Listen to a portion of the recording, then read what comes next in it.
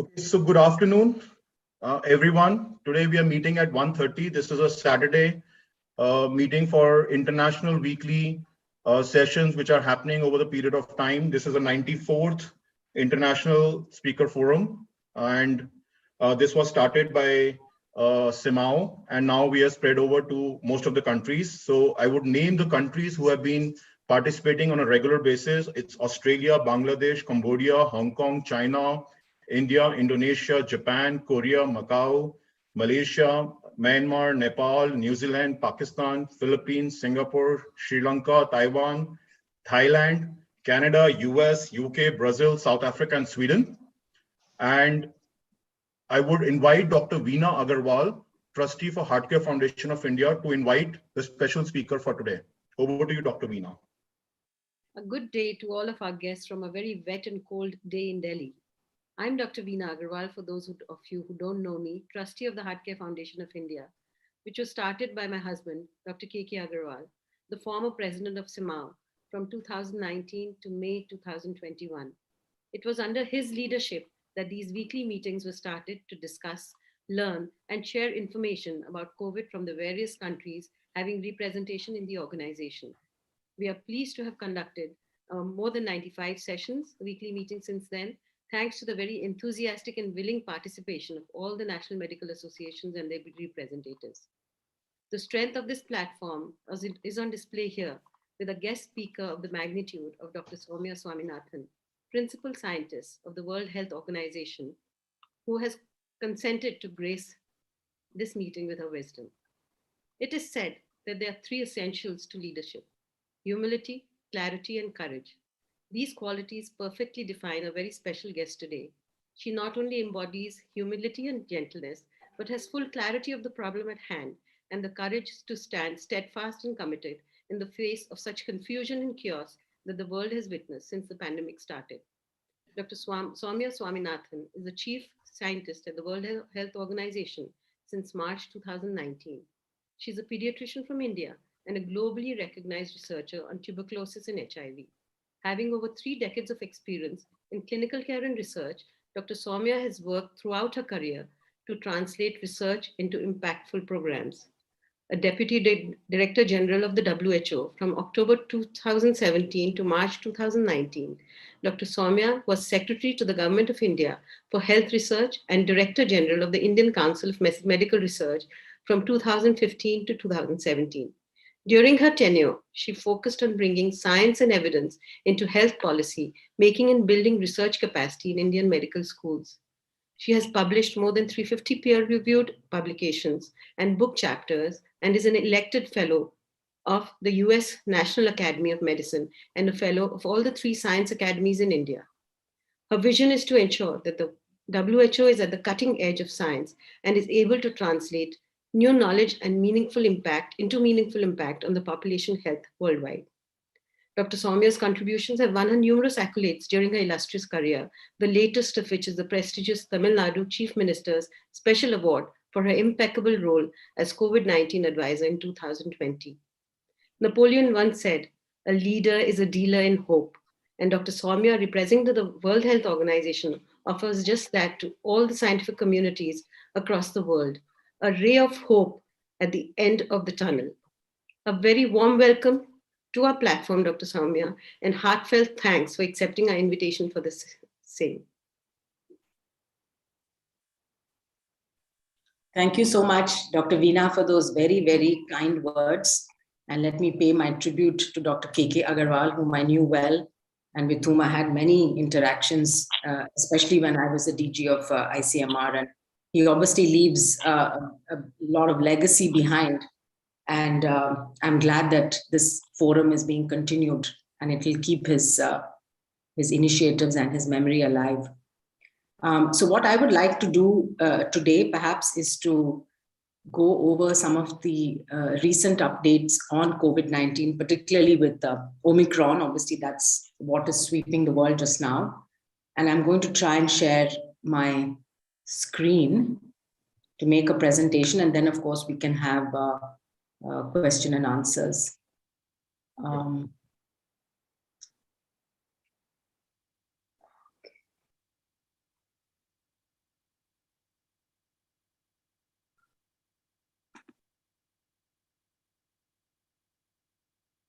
No, I think I'm sharing the wrong screen.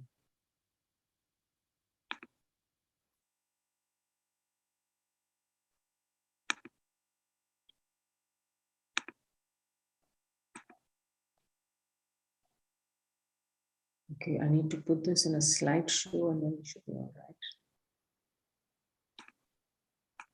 Presentation view. Yeah. And yes, is it okay now? Absolutely. All right, great. So let's start with the epidemiological situation. And, as you know, WHO has countries reporting data to us on a regular basis. And we update our weekly epidemiological records every week. You can find this on our website. And you can see here from last week's report, the number of cases being reported on a weekly basis. If you see, even the scale of the graph had to be changed, the y-axis, because we had close to 18 million or over 18 million cases reported. And we know that that's just the tip of the iceberg because of the limited testing. So you can see that from the previous peaks where we had like 4, 5, 6 million a week, it's really gone the growth is extremely explosive. Now the deaths are shown in the black solid line. And you can see that, the peak of the deaths were actually in last year in 2021, particularly with the Delta waves. But the deaths have been fairly stable at about 45,000, 48,000, 50,000 a week. Now, since October of 21, the global death rates have actually stayed fairly constant. I mean, there was a slight decline, and then you can see that the deaths are increasing now again. And yesterday's data I was looking at, there were almost 10,000 deaths again globally just in one day. So the deaths are beginning to climb. Cumulative cases and deaths, again, you can see the numbers here, but these are all underestimates because the true numbers, neither of infection nor of deaths, are actually known, and one has to estimate these. And then we split it by region. You can see that different regions have actually behaved in different ways in terms of the peaks and waves that we've had. India and other Southeast Asia countries are in the Southeast Asia region. You can see the Delta wave, last year, and now the Omicron wave that is in full swing. Africa is the one region where the cases declined last week. All other regions had some increases in cases, but Africa started the wave earlier, and so they started to see the decline. And the decline also seems to come faster than the previous variants. Now, if you look at the variants of concern in the last 30 days, and you see that, as you know, we have 5 variants of concern. And it also depends on the amount of sequencing that's being done in countries and the type of sequencing that's being done. So in some countries, like the UK, right from the beginning, they've had a large proportion of cases sequenced.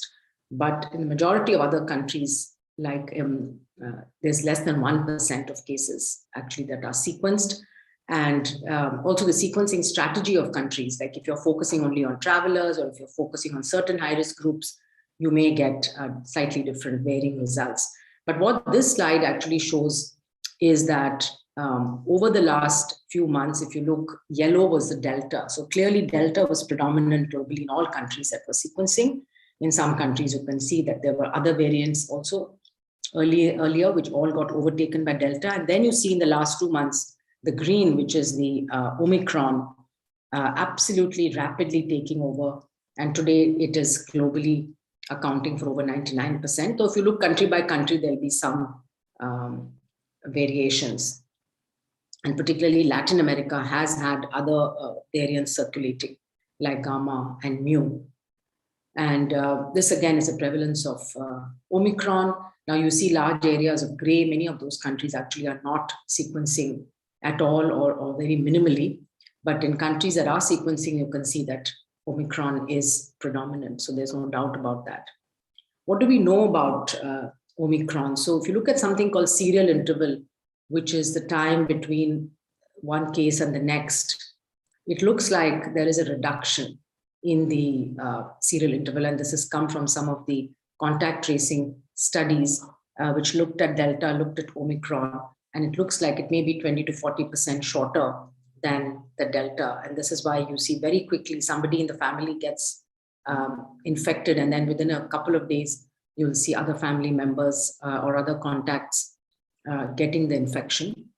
Again, when we look at the transmission, the capacity for transmission, or looking here at the change in the RT of Omicron relative to Delta by region, and this is based on data in GISAID, which is a platform that has these sequences. We see again that there's a tremendous increase, 200, 300%, or even in Africa, they reported over 500% increase in the relative RT compared to Delta. So clearly it is more transmissible, probably in the region of 3 to 4 times more. So if we can summarize that Omicron is now nearly present in all countries, rapidly replacing Delta. Levels of transmission are higher than ever seen before, with substantial growth advantage over Delta, largely driven by immune evasion. There are other properties of this virus. One is, of course, the increasing capacity, because it has now found another way to bind to the cell receptors. The second is the immune evasion capacity, because of the mutations combination it has. It's able to evade both natural immunity and vaccine-induced immunity. And the third is that it could be more in the upper respiratory tract. It prefers staying in the upper respiratory tract, so it could be even easier to transmit. What we are observing is that overall, at the population level, it is of lower severity. So there's a lower proportion of hospitalized patients and lower proportion of deaths compared to the Delta variant. But because you're seeing these numbers, tremendously high numbers, there are increases in hospitalization. In many countries, health systems are getting overwhelmed, particularly since many healthcare workers are getting infected and then they're out on isolating. And then we'll talk a little bit about vaccines and their effectiveness, but definitely the effectiveness against severe disease is preserved to a larger extent. The effectiveness against actually getting a breakthrough infection is quite low. Let's talk a little bit about public health and social measures, because there's always a huge debate, and this is where there's always a lot of confusion about what measures should be put in place or should not be. Essentially now, over the last 2 years, we know that there are many what we call non-pharmaceutical interventions. These are at the individual level, like wearing a mask or washing your hands, respiratory hygiene, maintaining distance. And there are societal interventions, obviously, where you try to reduce the interactions of people. Now, this goes all the way from no restrictions to extremes like lockdowns. What we do know is that these need to be adjusted based on the situation at the country level. And you have to balance the livelihoods of people, the economic impact, with the transmission of infection and its health impact. One thing that we do recommend is that communities should be engaged, they should be consulted, so that they understand why certain measures are being put in place, for how long, based on what criteria, and when will they be adjusted, etc. And there are also countries where some measures were relaxed for people with vaccine-induced immunity or natural immunity. This was done basically to limit the economic and social hardships. But again, with Omicron, we know that even if you're vaccinated, you can get a breakthrough infection, and the vaccines are not actually that successful in preventing infection. So again, one has to think it's not, so we cannot take it for granted that because you're vaccinated, you're going to be protected, and therefore you can drop all the other measures like wearing a mask. And of course, then there are things like mandates, vaccine mandates, etc. And we have guidance on all of this because it involves a lot of both technical but also ethical considerations. Now, masks have been found over a period of time to be really a very important part of a comprehensive strategy of measures. Again, masking alone is not sufficient, and therefore that's why we keep saying do it all. And the Swiss cheese model is often quoted as, different interventions. If you add layers of intervention, they're more likely to be effective. So again, trying to maintain the distance, wearing a mask. Again, the masks, both the fit and the filtration are important. And WHO did come out in December 23rd or so with new guidance for mask use, both in communities and among healthcare workers.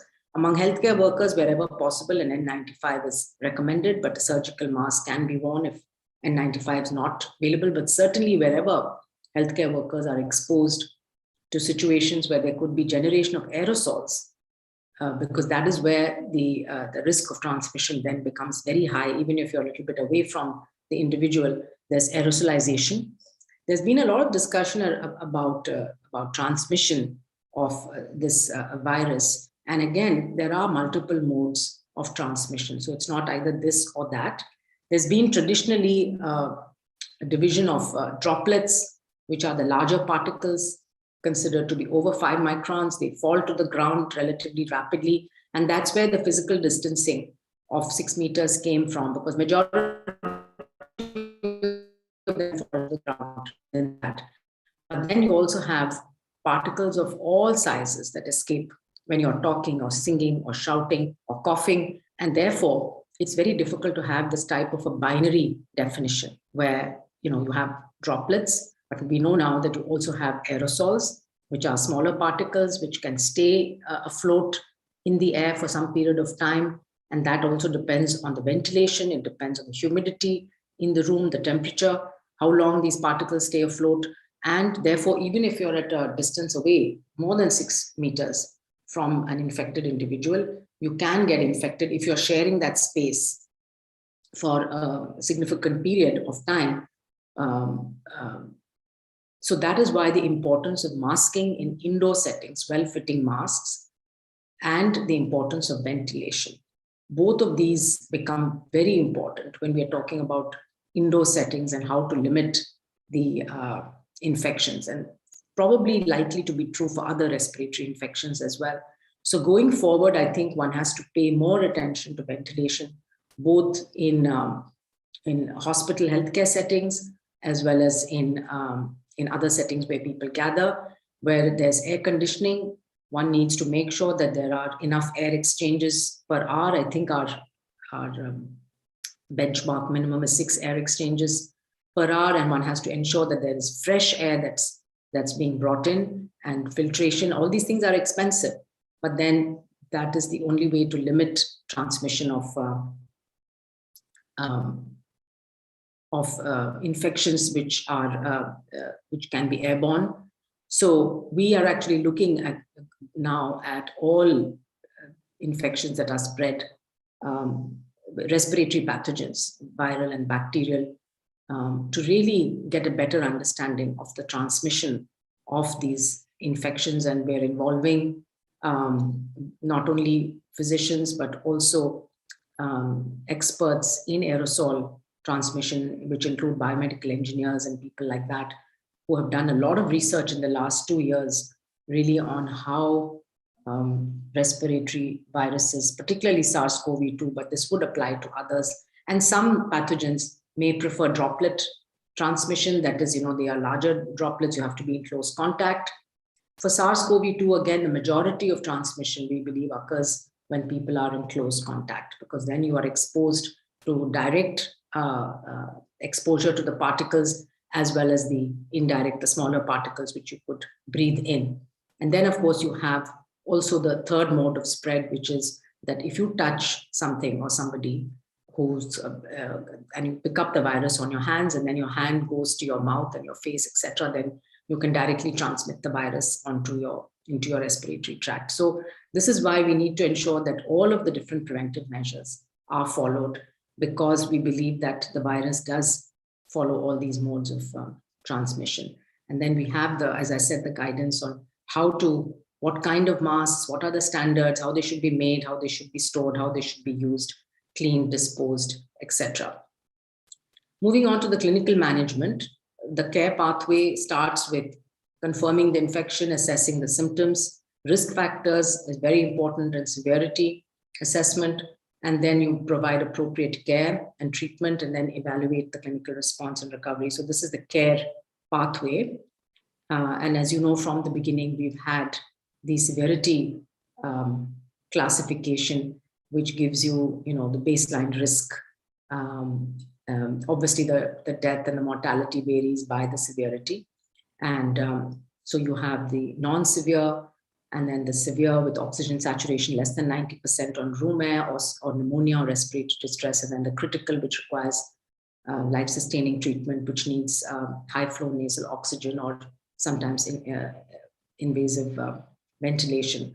So we've been doing the updates on the therapeutics based on the systematic reviews of the literature. So we have what we call the living guidelines, which get updated every time there is new evidence. And of course, it's a process. So it takes a few weeks from the time that the full data set is available. And we've been quite fortunate that people have been willing to share their data sets, whether it's companies or whether it's academics, so that we can combine them as many trials as possible into doing a systematic review.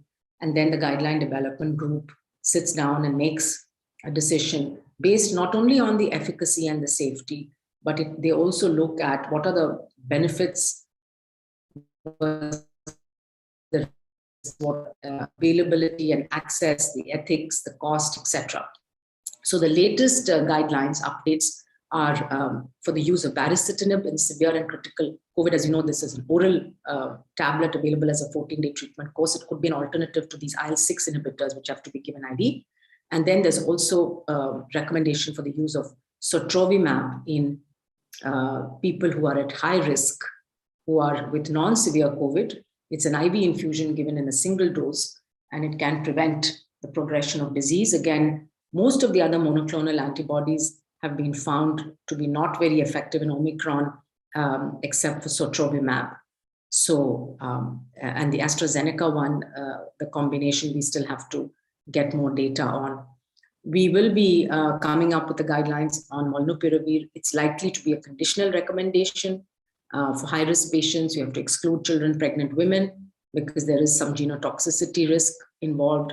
We also need to monitor resistance in the community, and we need an active pharmacovigilance program. So there are a lot of conditions around how molnupiravir should be used, and it should not really be used widely in the community till we set up these systems to monitor both the safety as well as the emergence of resistance, because as you know, viruses can very quickly become resistant, especially when a single drug is used for treatment.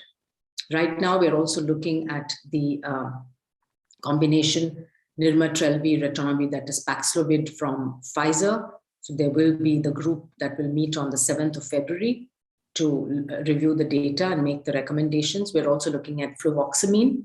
There's some clinical trials which have looked at that, at heparin, different doses. And we keep on looking at the previous drugs also, like remdesivir, like ivermectin, others, wherever there is new data coming, if it needs to be updated, it gets updated.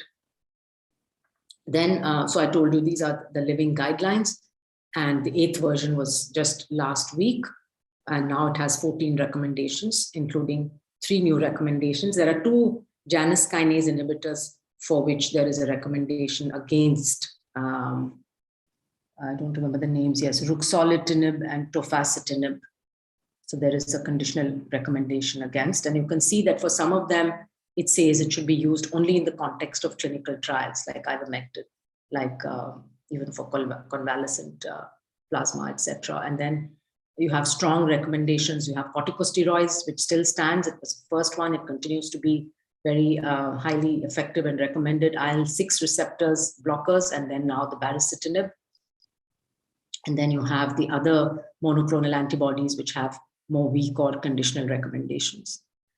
Moving on to children, we've seen from the beginning that the global cases that have been reported have been less in children, and if you look at age-wise, then at least in the less than 5 years, and then 5 to 14 and 15 to 24 years. So you can see the proportion there of global cases and the number of deaths. We have this reporting system on cases and deaths, and then we have also reporting for clinical we have what is called the WHO clinical data platform, and that's we encourage countries, doctors, hospitals to report cases, because that's the way we can learn more about the clinical manifestations of COVID. So if you look at the proportion of deaths, then in children under 5, 0.1%, and also 5 to 14, 0.1%, slightly higher in the adolescent age group, but still extremely low proportion of the total global deaths have occurred in children. And this is why we say that children are at much lower risk of getting severe disease. They do get infection as commonly as adults, but very rarely do they end up with severe disease. So what about vaccination in children and adolescents? There are still studies that are undergoing the risk-benefit assessment. As I mentioned, children can get infected and transmit the virus. Adolescents with underlying conditions are at higher risk. So if you look at youngest children, lowest risk, but again, those adolescents, particularly with underlying hematological conditions, heart, lung conditions, they should be considered at highest risk, and they should be vaccinated at the same time as adults in high risk groups. Now, we just I will talk a little bit more about our guidelines, because just yesterday, our strategic advisory group has updated the guidelines. But just before that, to give you a global picture, still there's a lot of inequity. If you look at the coloring on this map, you'll find less than 10% of people in many low-income countries have received one dose, whereas in many high upper-middle-income countries have received at least 50%. And as globally, 60% of the world's population has received at least one dose.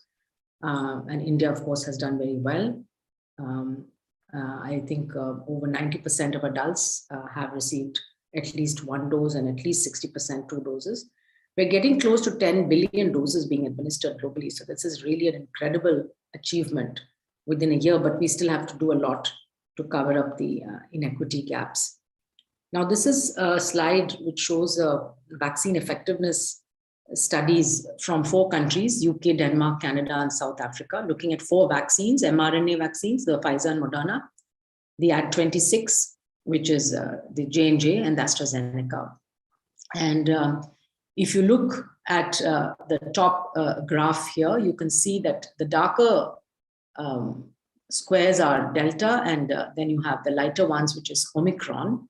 So after a 2-dose schedule, and these are weeks since the time the person has received the second dose. So if you go to, let's say, 25 plus weeks, that's after 6 months, the vaccine effectiveness against Omicron is extremely low. Now here we're talking about symptomatic infections.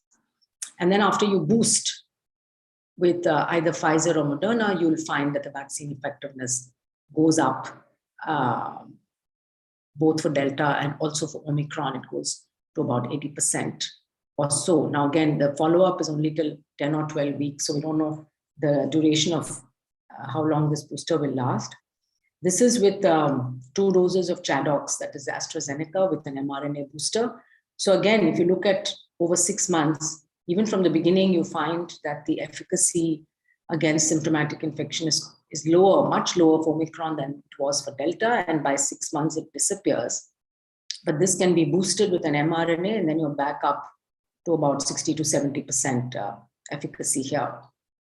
And then again, this is data from Denmark with the Pfizer and the Moderna, again showing that over a period of time, your vaccine effectiveness against infection is going down much more dramatically with Omicron than with Delta.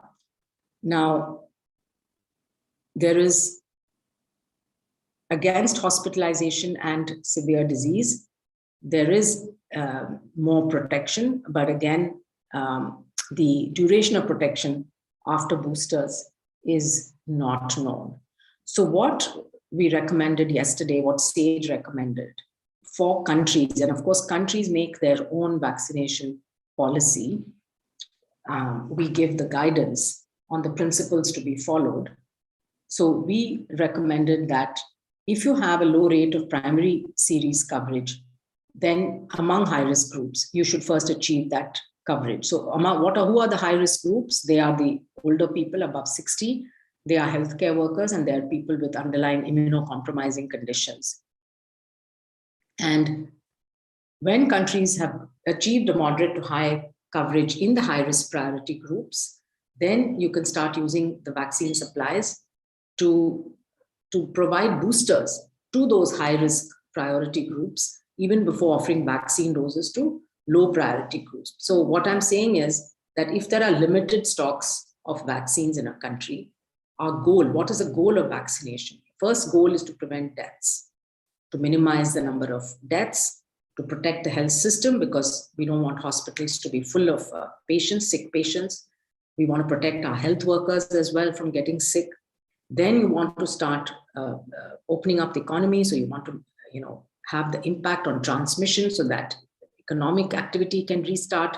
And ultimately, of course, the goal is to control this infection.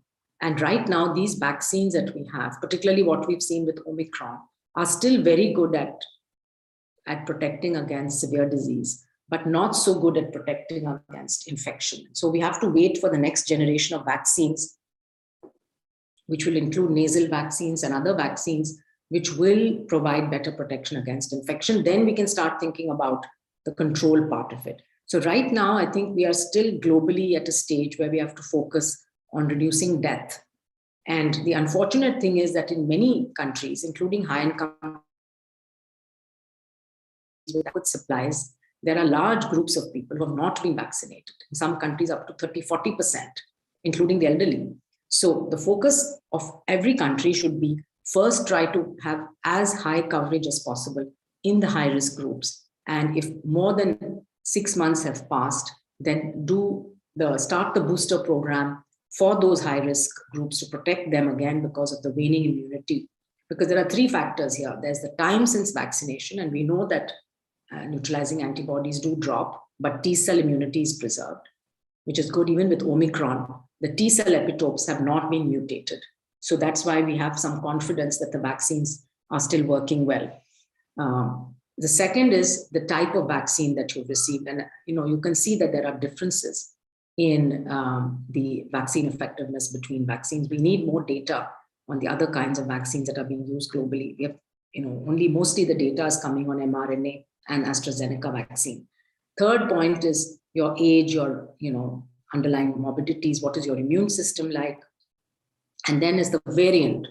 And we've seen the difference between Delta with the previous variants and now Omicron against Delta. So all these factors play a role in the protection that is offered. And that's why it's quite complex. It's not black and white because it varies from person to person. But in general, we can say that the high-risk groups are the ones who are at highest risk of death and therefore need to be protected. So this table actually shows how a country might think about having a program starting with the highest risk group. So when you are still at this stage of vaccinating this group, you would give them the primary series and a booster. And as you cover more and more this high-risk group, then you go into the next group, which is the adults with comorbidities, the pregnant women, teachers and other essential workers. Then there are other disadvantaged socio-demographic populations in different countries. These could be prisoners, there are people in homeless settings or in care homes, etc.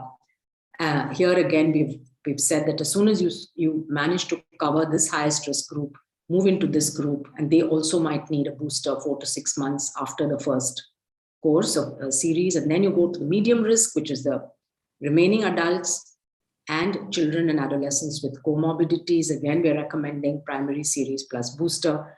And in the lowest risk group, which is healthy children and adolescents, that is children above 5, so 5 to 12, 12 to 17, we're recommending the primary series. But at this point, there is no evidence that a booster will be needed, and we don't know at what time and if at all it's going to be needed.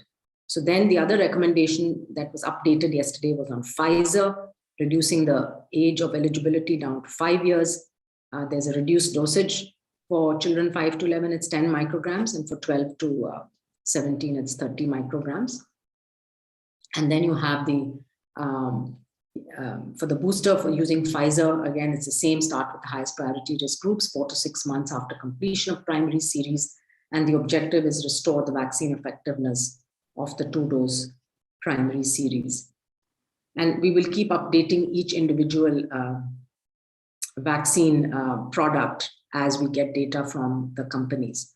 So finally, I'd like to conclude here by saying that our plan again is a multi-sectoral sort of a plan. It's comprehensive because we have to focus on two things: reduce the deaths, severe disease, mortality, morbidity, hospitalization by increasing vaccination coverage and following all the public health measures. And then on the other hand, we want to keep transmission low because we know that if you allow transmission to increase, you'll also increase the chances of future variants. And so this is why countries need to put in place measures which will control transmission at the same time, avoiding lockdowns and avoiding things which really damage individual and societal functioning. I just wanted to mention that we have set up this mRNA technology transfer hub. It's been set up in South Africa. That's the hub. And from there, we will be transferring technology of mRNA vaccine, how to make an mRNA vaccine, to countries which have already applied to us for receipt of this technology. And hopefully we can therefore expand manufacturing capacity around the world, because we've seen that manufacturing of drugs, diagnostics, vaccines is limited to few regions, few countries, and this actually has impact on global equity.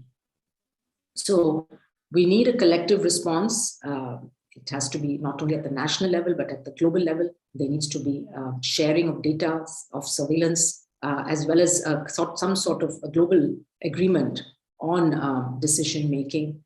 We need to still focus on the implementation of public health social measures. It's too early to lift restrictions completely. So again, there's that balance always, but there are some things like mask wearing, which are very low cost, low risk, which can be continued for some time, as well as individuals, still being careful about mixing, about mass gatherings, crowded places, etc. We need to continue to support research on vaccines, therapeutics, and diagnostics, because I haven't spoken about diagnostics, but I must say that there's also a huge shortage of diagnostics and of testing in many countries. And that is one reason why the numbers are so varying from country to country. It really depends on how much you're testing. We do have a benchmark of 100 tests per 100,000 people per week, and that is not being met in many countries. We need to strengthen our workforce, build that resilience into the system, because we know how workforce has really been overburdened during the last 2 years. And we need to continue to prioritize opening up of educational institutions, of schools. We have said from the beginning that schools should be the last to close, the first to open, because the kind of downside, the risks of closing schools, the kind of impact that it's having on children is not commensurate with any of the benefits of keeping schools closed. And we've seen in many countries, including India, where schools were closed for a long period of time, that the seroprevalence in children is as high as the seroprevalence in adults. So it did not prevent children from getting infected. It only prevented them from having access to education, to social support, to nutrition, etc. So we really need to prioritize within a country what should be closed, what should be open, where should there be restrictions, etc. Because we have to minimize the damage and maximize the benefits. So I've come to the end of my my presentation, and I'll turn it back to you, to Saurabh, to continue with the session. Thank you. In presentation, and I would like to highlight the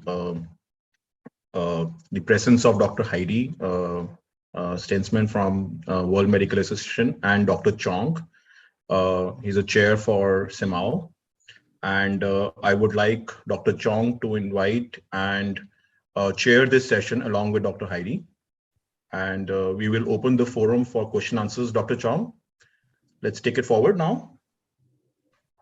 You're muted. Oh, sorry, I forced mute. Sorry, I didn't realize that. Okay, yeah. Thank you very much, Dr. Swaminathan, for your lovely talk and for gracing this occasion with your expertise. Can I just open the? I'd like Dr. Steinmeier to say some words, please. Thank you so much, and thank you for this talk. I made several notes during the time, and there are several very crucial points that you make here.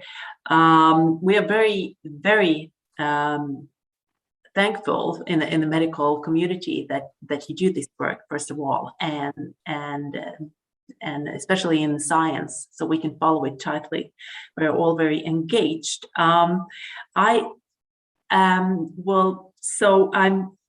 My notes during the time was due to vaccination and also testing, of course, but also the new medications that are antiviral medications that are on the market in limits of the protocols, of course, but are coming to the market. Do you see so the use of the antiviral medications that you mentioned, are they, do you think they will be in a big scale available, or will we have the same problems as with vaccines, with a lack of distribution and access due to both costs and distribution lines? Will we have the same problems and even worse problems with that? Do you see that? And there might be a little bit off because it's due to pricing, but I'm in the forefront. We are very eager to know your opinion. Yes, that's an excellent question, Heidi. And as you know, WHO has been concerned about access and equity of all products, not just the vaccines. So what has happened is that both Merck and Pfizer have entered into an agreement with the Medicines Patent Pool for sharing of the license for making of these drugs. So for molnupiravir, for example, there are already at least a dozen companies around the world, including in India, generic companies that are manufacturing it. And for Paxlovid also, the licenses have been shared. And so we expect that there will be wide access to these drugs at affordable cost. Of course, there are geographic restrictions that these companies place when they do the licensing. So in the case of molnupiravir, I think it's 95 countries, and for Paxlovid, it's 105 countries, something like that. But which includes all low and low middle income countries. So there are some upper middle income countries that may not be able to afford it and so on. But anyway, that's the licensing arrangement. So as far as possible, we try to ensure, and we really encourage companies to enter into these type of licensing agreements so that there can be broader access. So far, none of the vaccine companies have done it, but it's good that for these oral antivirals. The issue with molnupiravir is that it has some questions around both the toxicity, but also the emergence of resistance. And that's why we are being a bit careful, saying that there needs to be a monitoring system in place before this is widely used, because very quickly we might end up in a situation where the virus is resistant. So we need more studies. We need also combination trials, I think, combining antivirals to reduce the incidence or chance of resistance. The Paxlovid data obviously shows higher efficacy. Molnupiravir was about 30% and Paxlovid about 90% efficacious in preventing deterioration.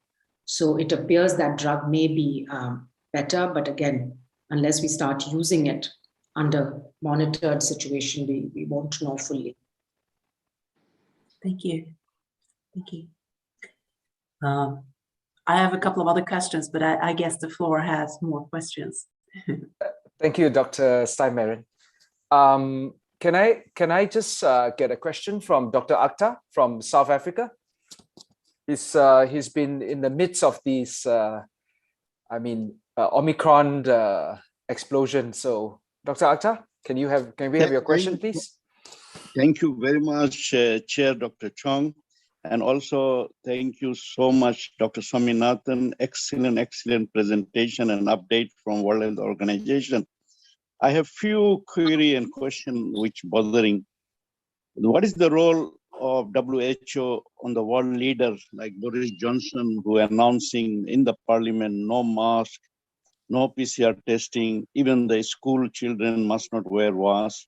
Then he's also coming up with this mandatory vaccine. Is it not a violation of human rights, ethics, rules, and law on the mandatory issue? How he is coming up? Because it's a lot of challenges here.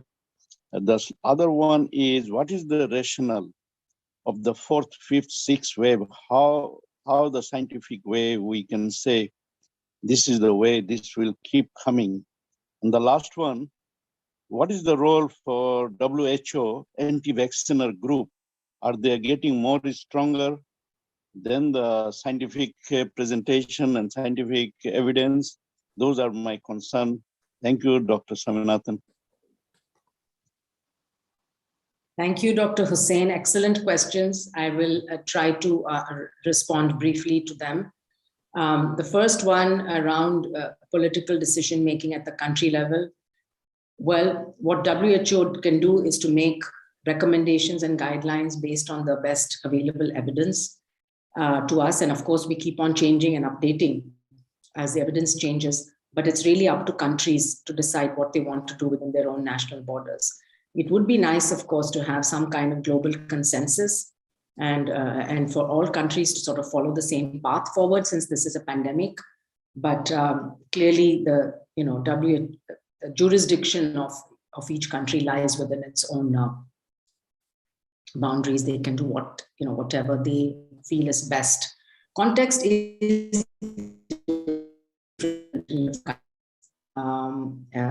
and so all we can do is advise on what we think is the best way forward. In terms of future waves, I think that there is a lot of discussion going on now. There's one group that thinks that Omicron is the last variant, that we're going to come out of the pandemic. We are not convinced that that is the case. We believe that there will be more variants of concern emerging. We have to be watchful. We have to do everything possible to keep transmission low. We shouldn't give the virus an opportunity to mutate further. Unfortunately, it is growing very rapidly right now. And hopefully, what I hope will happen is that there will be enough immunity at the population level because of vaccination and because of previous exposure, that we will be able to withstand future waves, that it won't cause the same kind of crisis situation it caused in 2021. The COVID virus is here to stay. I think that's absolutely clear. It's not going anywhere. It will move into a stage of endemicity, which means that it's there, it's everywhere, it infects people. There could be peaks, and now people talk about seasonal. This virus has not been seasonal in the sense it's come in the summer, in the winter, in all seasons. So it's not behaving like influenza in that sense. But what could happen is that every time it mutates and it causes a new strain, maybe there will be a localized epidemic or an outbreak.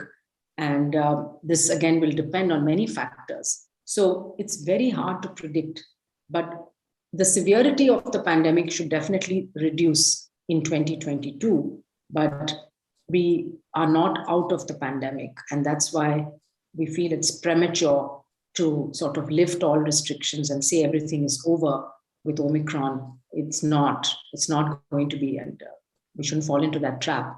On your third question of vaccine mandates, it's a big debate.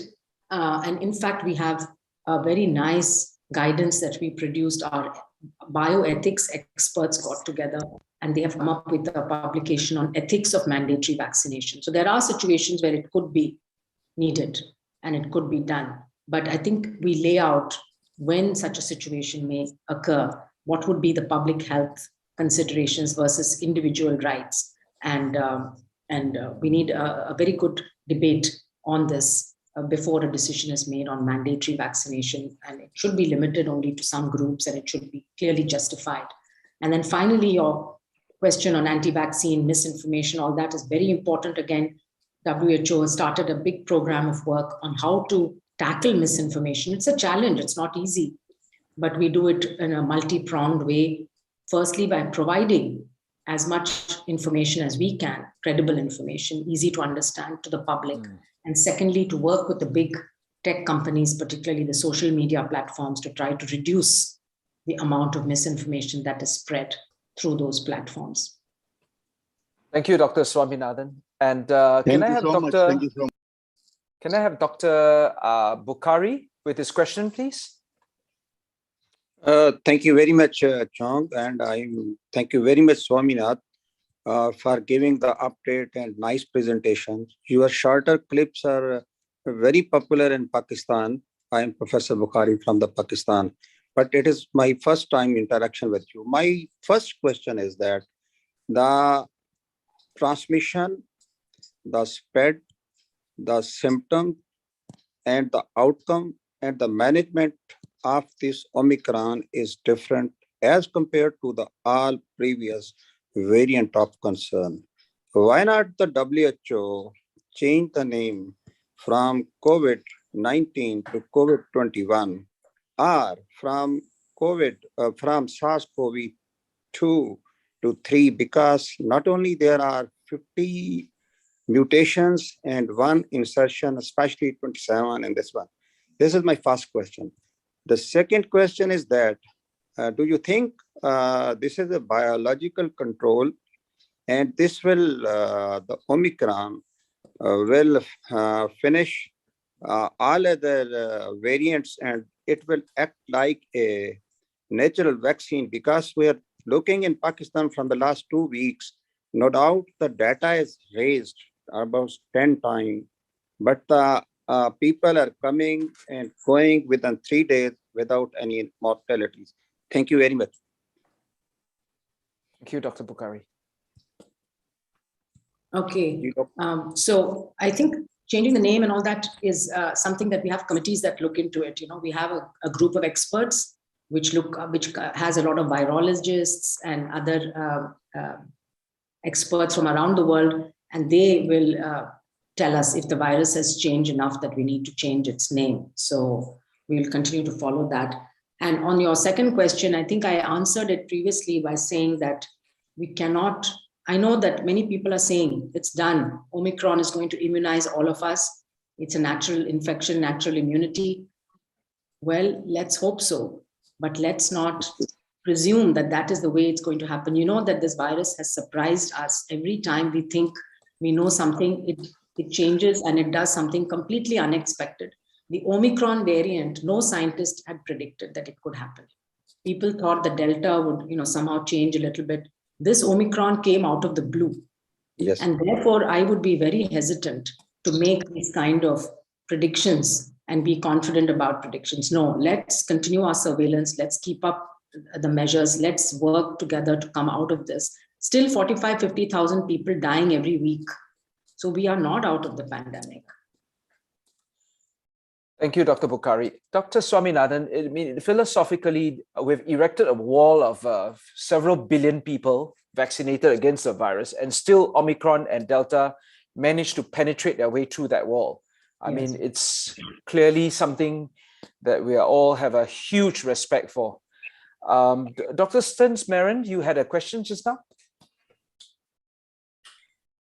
Yeah, but I think it's partially being answered, but I can bring it up again. It's about the question about the virus going or the situation going endemic instead of pandemic. We have seen several countries stop testing partially and referring to widespread mild symptoms of Omicron, and it spontaneously, my comment is it's very premature just to tell. But do you have you touched the subject earlier, but could you give a comment about this prediction of going endemic instead of pandemic?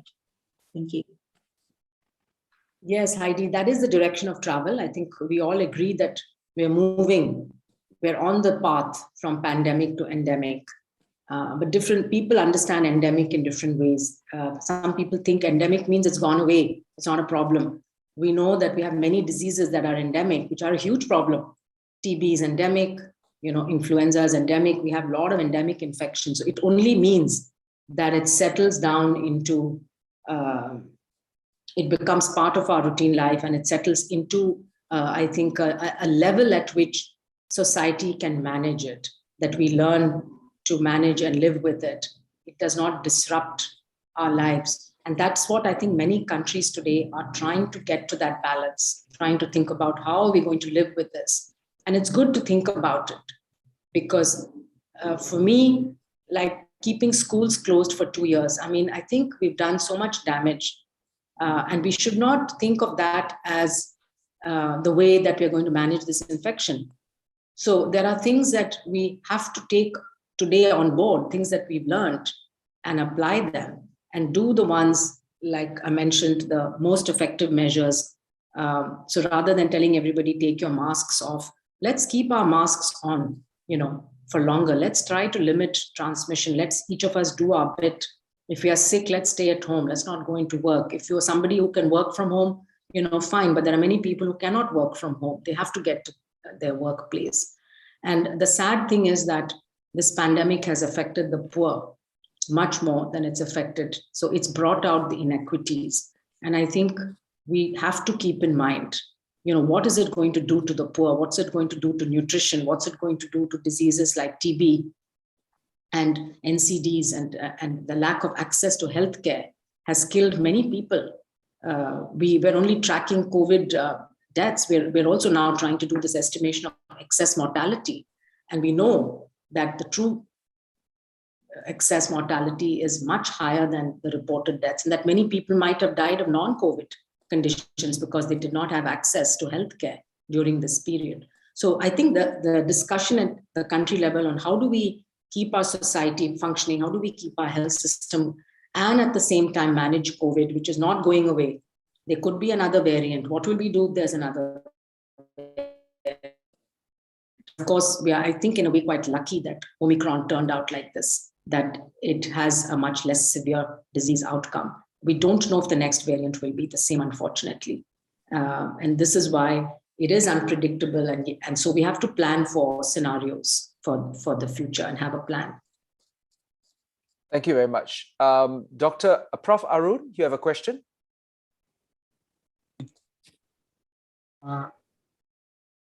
Thank you, Dr. Swaminathan, for an excellent session, which has removed a lot of smoke screens. But there is so much of confusion with WhatsApp University. That's why I think such sessions definitely help public. My question is, the monoclonal antibody cocktails, who were working in Delta, do they work in, say, moderate or severe cases of Omicron, or the new MABs to be available? So Trovimab is the only one that's thought to work on Omicron. Of course, there's more data coming, so that's why we are recommending Trovimab, considering that most infections today around the world are going to be Omicron. So it may be a waste actually to use the other antibodies. But in an individual patient, you don't know which strain they're infected with, which variant. But you have to go with the country's epidemiology. So if the majority of cases in the country are Omicron, then none of the other monoclonals will work except Trovimab. That's what we know till now.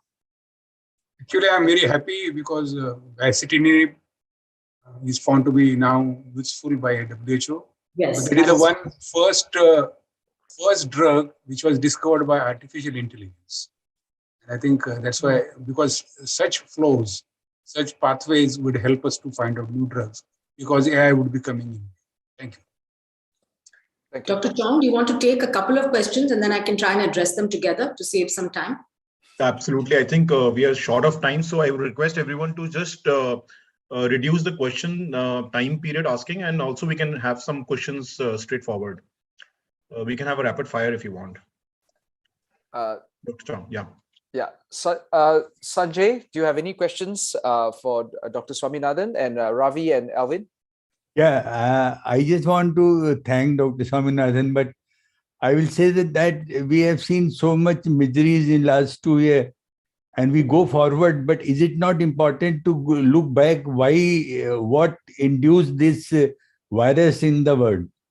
So is the origin of the virus, is this not important so that we can at least do something to prevent such type of episode for the society in future. Okay, thank you. Ravi, do you have something to ask? Yeah. Thank you, Dr. Soumya. Wonderful presentation. I am Ravi Naidu from Malaysia. Well, in this country now, the Minister of Health is contemplating or talking about we are going to go into the endemic phase probably in the next 2 to 3 weeks. I would like to know whether WHO has got any criteria for us to become endemic. That's all. Thank you. Okay, thank you, Ravi. Alvin, do you have a question for Dr. Swaminathan? Can't hear you, Alvin. Dr. Alvin, you're on mute. All right. Thank you very much. This is Alvin from Hong Kong. Thank you very much for your excellent lecture. I have 2 questions. The first one is about pediatrics. I am a pediatrician and I personally support vaccinating children. However, of course, there is a much bigger dispute in vaccinating children because children have much less severe diseases in the Omicron as well as in general in this pandemic. And however, the parents are always worrying about the long-term side effects of the vaccination when we are balancing the benefits and the risk for these. Well, of course, we are against those anti-vaxxers, but rationally thinking, when in this world, there are so many places in Africa, especially, the vaccination coverage is really so low. So as a global citizen, and not just a pediatrician, as a doctor, humanitarianly, should we think about the strategy?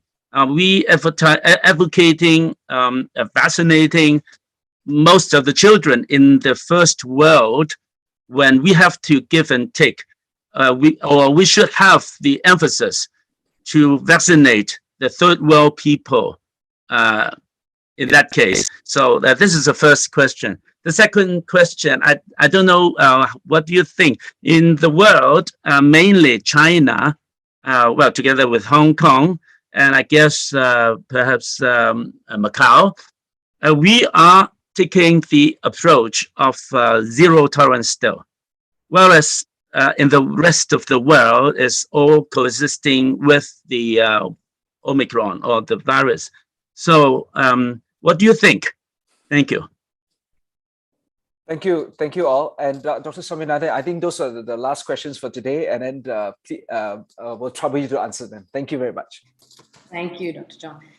All very good questions. Starting with the origin of the virus, absolutely, it's very important to know how the virus emerged, from where it emerged, which was the primary host, and whether there was an intermediate host. This is why we have this committee, the SAGO committee, which is the group which looks at virus origins. And it's not just at SARS-CoV-2, it will also advise on how to investigate the origins of other viruses.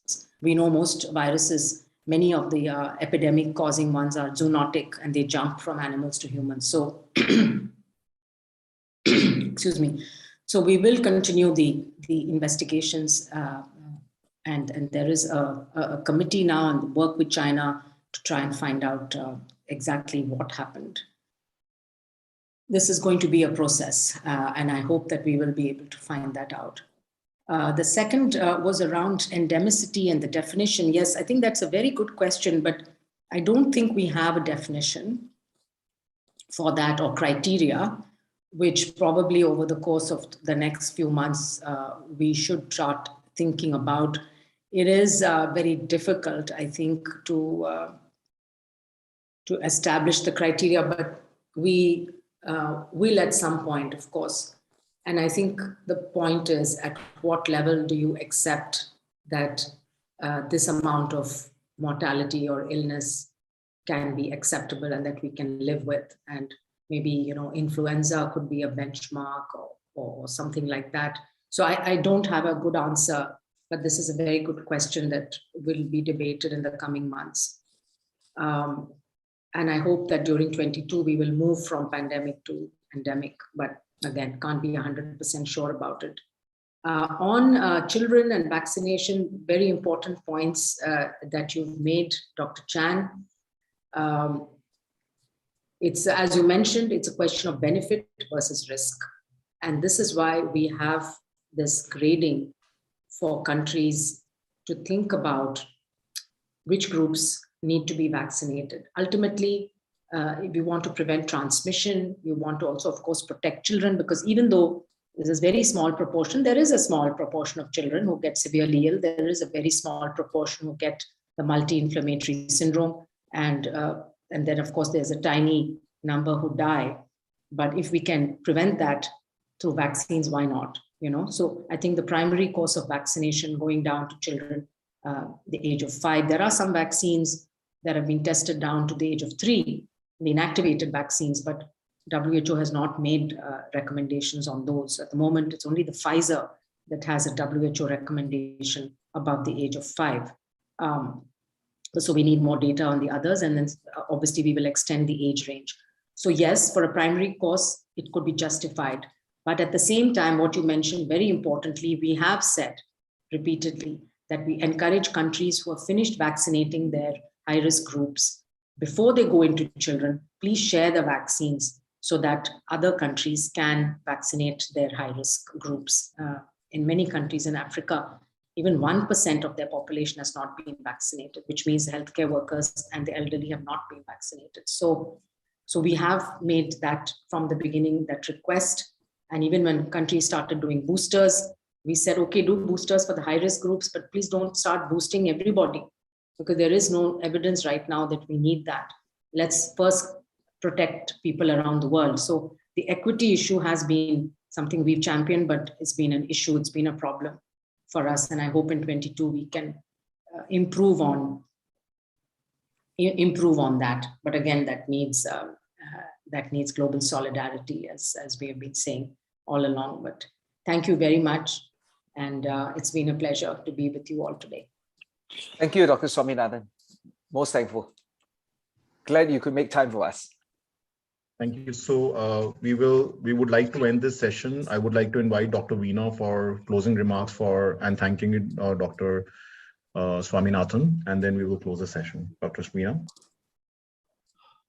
It was an absolute delight to be listening to you, Dr. Swaminathan, and getting more insights through all the various questions that were asked by the various country representatives. And these are all the problems that we are also facing in India, especially for the school children not going to school.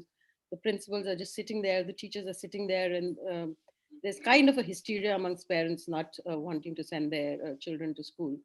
So we are looking to addressing that through various campaigns through our foundation. And it's been a delight, and thank you so much. And I hope that you will be available to us and be graceful enough and kind enough to come to our platform again whenever we need you. Thank you so much, and all the very best. Definitely. Thank you so much. Thank you. So thank you everyone for this wonderful session of 94th episode. We are closing today. We will be live again next week, same time. Sorry, it's the same day, but it will be 9:30 a.m. Yes, Thank you very much. Thank you so much. Thank you, everyone.